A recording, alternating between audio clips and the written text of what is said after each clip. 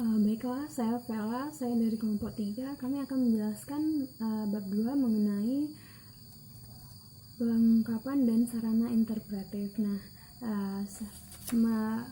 apa itu pengungkapan? Menurut Suarjono, dalam arti sempit, pengungkapan itu merupakan penyampaian informasi yang relevan melalui statement laporan keuangan. Beberapa hal penting yang harus diperhatikan dalam menentukan luasnya pengungkapan itu tujuan pengungkapan, manfaat pengungkapan, dan biaya yang harus ditanggung dalam penyusunannya.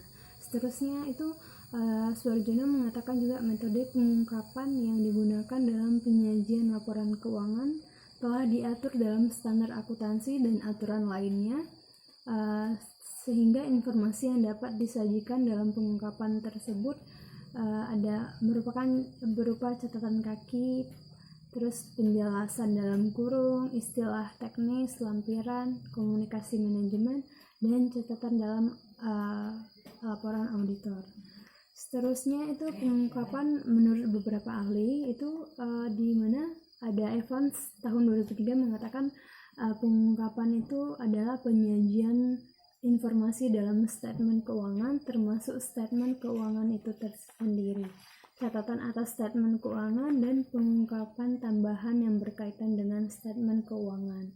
Seterusnya ada Walk, Journey, and Dot pada tahun 2001 juga memberikan penjelasan mengenai pengungkapan, di mana pengungkapan itu berkaitan dengan informasi baik dalam statement keuangan maupun komunikasi tambahan, termasuk catatan kaki, peristiwa-peristiwa setelah tanggal statement, diskusi, analisis manajemen, perakiraan keuangan, dan operasi statement tambahan yang meliputi pengungkapan segmental dan informasi pelengkap lebih dari cost histories. Terus dalam SAFC nomor 1, FASB membedakan antara pelaporan keuangan yaitu financial reporting dan statement keuangan yaitu financial statement. Beberapa informasi yang efektif disediakan melalui sarana selain statement keuangan. Nah, pengungkapan itu juga berkaitan dengan sarana lain selain statement keuangan. Nah, dari penjelasan tersebut, masalah teoritis pengungkapan itu muncul. Yang pertama itu siapa yang dituju dan untuk apa. Yang kedua itu perlukah disampaikan. Dan yang ketiga seberapa banyak atau rinci. Dan terakhir itu bagaimana cara menyampaikan. Nah, dalam masalah teoritis pengungkapan tersebut, jawabannya akan kita ketahui nanti di pembahasan selanjutnya. Seterusnya itu siapa dituju, dan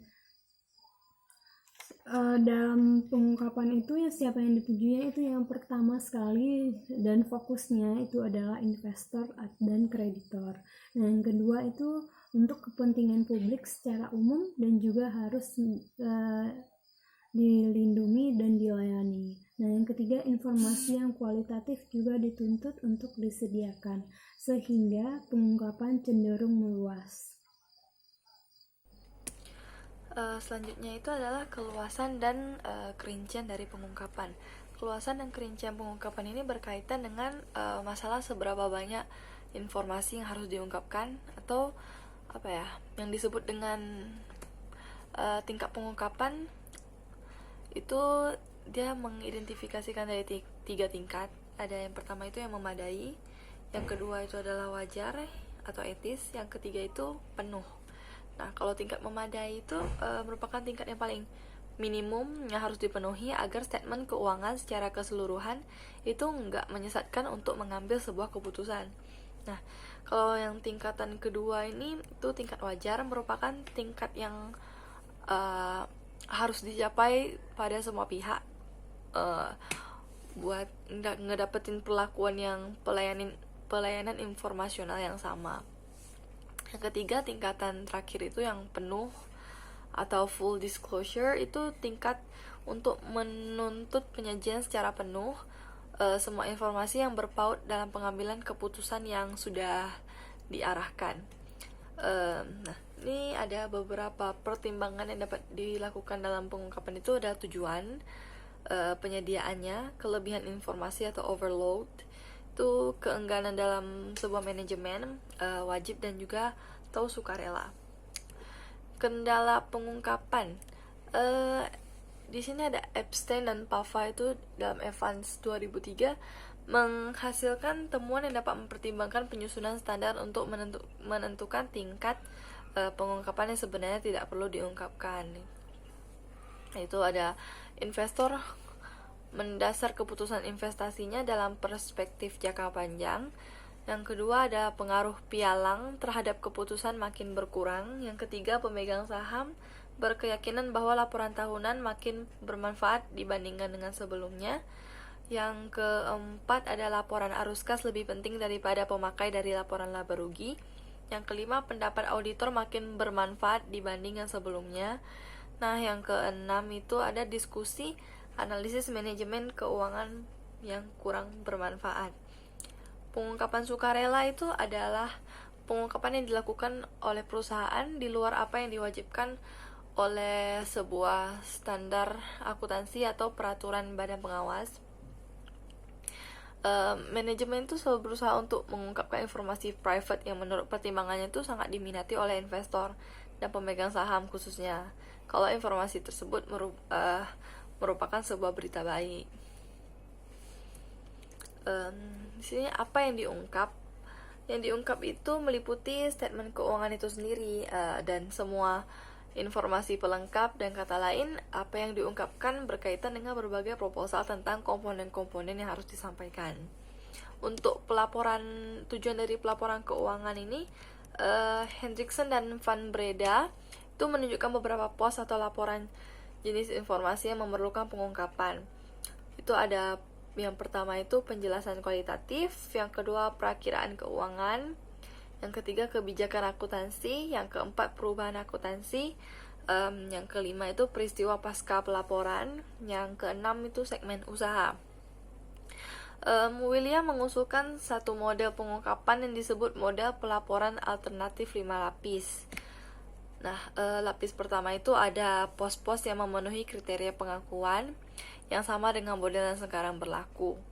Lapis kedua itu adalah pos-pos yang memenuhi kriteria pengakuan tetapi bermasalah dalam hal reliabilitas pengukuran seperti nilai merek dagang. Yang ketiga, lapisan ketiga itu yang enggak begitu memenuhi kriteria reliabilitas dan definisi seperti misalnya kepuasan konsumen.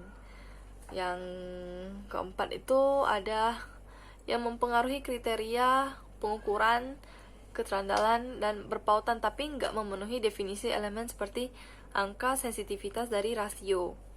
Nah, yang lapis kelima itu tidak memenuhi definisi elemen dan juga nggak bisa diukur secara terandalkan seperti kapital intelektual karyawan.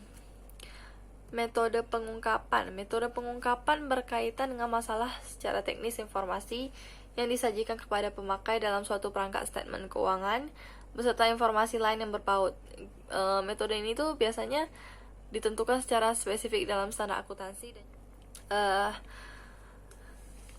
penjelasan dalam kurung lampiran penjelasan auditor dalam laporan auditor dan komunikasi manajemen dalam bentuk surat atau pernyataan resmi itu memiliki catatan kaki dengan keunggulan. Yang pertama, mengungkapkan informasi non kuantitatif tanpa harus mengganggu penyajian utama dalam laporan keuangan. Yang kedua itu mengungkapkan kualifikasi dan pembatasan pos-pos tertentu dalam sebuah laporan keuangan. Yang ketiga itu mengungkapkan pos tertentu yang dianggap penting tanpa mendistraksi jumlah total atau tanpa mengganggu susunan penyajian dalam laporan. Yang keempat itu ada mengungkapkan hal yang bersifat kuantitatif atau deskriptif tapi nggak memenuhi kriteria pengakuan itu tapi tetap penting untuk disampaikan, dalam artian kayak mempunyai arti penting sekunder. Yang kelima, mempertahankan laporan keuangan sebagai ciri utama laporan keuangan dengan ringkas dan jelas, meskipun catatan kaki itu merupakan bagian integralnya.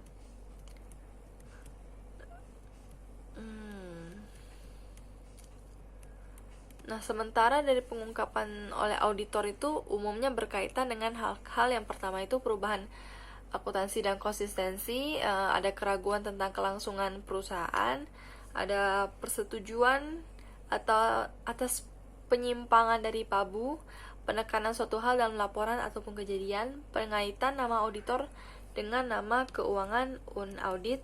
Yang keenam, keuangan komparatif yang salah satu di audit auditor lain.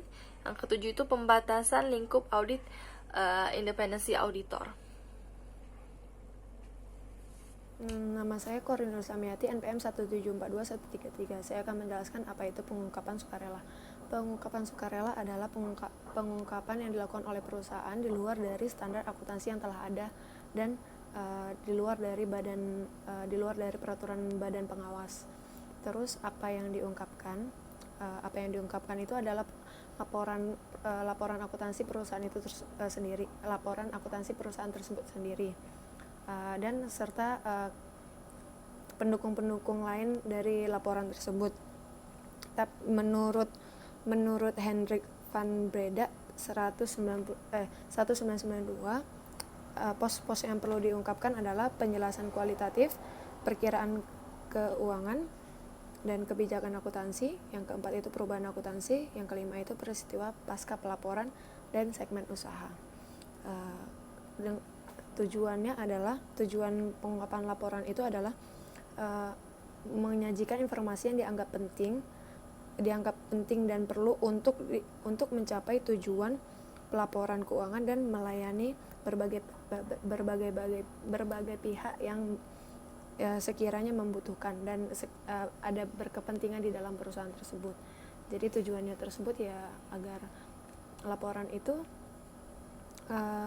informasi tersebut dapat disajikan dalam bentuk post statement keuangan, terus catatan kaki atau catatan atas laporan keuangan, terus penggunaan istilah teknis atau terminologi, lalu bisa dalam penjelasan dalam kurung lampiran, sama penjelasan auditor dalam laporan auditor, dan komunikasi manajemen dalam bentuk surat atau pernyataan resmi. Catatan kaki memiliki unggulan sebagai berikut. Satu itu mengungkapkan informasi kuantitatif tanpa harus mengganggu penyaji utama dalam laporan keuangan. Yang kedua itu mengungkapkan kualifikasi dan pembatasan pos-pos tertentu dalam laporan keuangan. Yang ketiga itu mengungkapkan rincian pos-pos tertentu yang dianggap penting tanpa mendistraksi jumlah total suatu pos tanpa mengganggu susunan penyajian pos-pos dalam pelaporan. Yang keempat itu mengungkapkan hal-hal yang bersifat kuantitatif dan deskriptif yang tidak memenuhi kriteria pengakuan, tetapi penting untuk disampaikan atau mempunyai arti penting bagi sekunder. Terus yang 5 itu mempertahankan laporan keuangan sebagai ciri utama laporan keuangan dengan ringkas dan jelas meskipun catatan kaki merupakan bagian dari integralnya. Terus diskusi dan analisis manajemen itu berisi hal-hal berikut. 1. Analisis tentang perubahan hasil operasi terutama laba dan rugi. Yang kedua itu laba rugi, laba kotor penjualan dan biaya administrasi. Yang kedua itu analisa tentang likuiditas, seberapa likuid perusahaan tersebut dari sumber pendanaan, penggunaan pinjaman dan serta analisis investasi. Yang ketiga itu harapan manajemen di masa datang dengan kondisi politik, sosial dan ekonomi dan hal-hal yang memungkinkan terjadi akibat ketidakpastian kondisi pada saat depan, masa yang sekarang gitu. Terus keempat itu tanggapan dan harapan manajemen atas kejadian atau perubahan non finansial yang mempengaruhi operasi manajemen. Yang kelima itu rencana-rencana perubahan kejadian penting di masa depan. Yang keenam itu rencana pengeluaran kapital serta riset dan pengembangan. Terus yang ketujuh itu laporan keuangan yang diwujudkan dalam bentuk rasio dan tren. Terus yang terakhir itu pengungkapan oleh auditor dan pada umumnya berkaitan dengan hal-hal ini, yaitu 1. Perubahan akuntansi dan konsistensi. Yang kedua itu keraguan tentang kelangsungan perusahaan. Yang ketiga itu persetujuan atas penyimpangan dari pabu. Yang keempat itu penekanan suatu hal dalam laporan dan atau kejadian. Yang kelima itu pengaitan nama auditor dengan laporan keuangan yang tidak diaudit. Terus yang keenam itu laporan keuangan komparatif yang salah satu auditor lain. Terus yang ketujuh itu pembatasan lingkup audit dan independensi auditor. Sekian, terima kasih. Lalu selanjutnya revisi cost facilities. Dalam beberapa hal khusus, penilaian kembali facilities yang berakibat revisi terhadap cost tercetak tidak dapat dihindari. Dan ada beberapa hal khusus yang menghendaki penilaian kembali. Contohnya seperti pertama, perusahaan akan dibeli sehingga terjadi penggantian hak milik atau perubahan entitas yang menghendaki pencatatan aset pada nilai perusahaan baru. Baru yang kedua itu kuasa organisasi untuk penyerapan defisit. Baru ketiga itu penggadaian aset yang menghendaki penilaian untuk menentukan nilai gadai. Keempat itu peraturan pemerintah yang mengharuskan evaluasi. Lalu kelima, terjadinya musibah yang menghendaki penilaian untuk menentukan jumlah ganti rugi perusahaan. Yang keenam itu penilaian aset untuk keperluan. Lalu ketujuh itu penentuan nilai aset untuk keperluan pajak. Terdapat juga pro dan kontra terhadap revisi cost facilities ini. Alasan yang dikemukakan oleh pihak yang mendukung revisi adalah adanya distorsi informasi ekonomi dan distorsi dana penggantian. Distorsi informasi ekonomi itu artinya cost yang tercatat menghasilkan biaya yang tidak efektif atau tak bermanfaat secara ekonomi, sehingga mendistorsi daya melaba yang sesungguhnya. Baru yang distorsi dana penggantian itu adalah kondisi tingkat harga barang menurun akuntansi depresiasi atas dasar cost historis yang cenderung menghasilkan akumulasi data yang berlebihan untuk tujuan penggantian. Selanjutnya saya akan menjelaskan secara interpretif. Secara interpretif itu adalah upaya-upaya peningkatan kebermanfaatan rangka akuntansi pokok dengan berbagai usaha untuk mengatasi kelemahan cost historis sebagai basis penilaian. Terdapat beberapa masalah yang berkaitan dengan sarana integratif, seperti dalam jalannya waktu nilai berubah, sementara cost tidak. Baru rangka akuntansi pokok dapat diganti atau sekedar ditambah sarana interpretif. Cost dapat didefinisikan sebagai penghargaan sepekatan pada satu objek diperoleh dan menjadi data dasar dalam akuntansi. Sedangkan nilai didefinisikan sebagai persepsi terhadap manfaat suatu objek pada setiap saat dan dinyatakan dalam satuan moneter. Hal yang menjadi permasalahan itu adalah perlukah cost itu direvisi terus secara periodik? Itu karena suatu persepsi selalu berubah-ubah dengan jalannya waktu. Baru terdapat pro dan kontra terdapat permasalahan ini.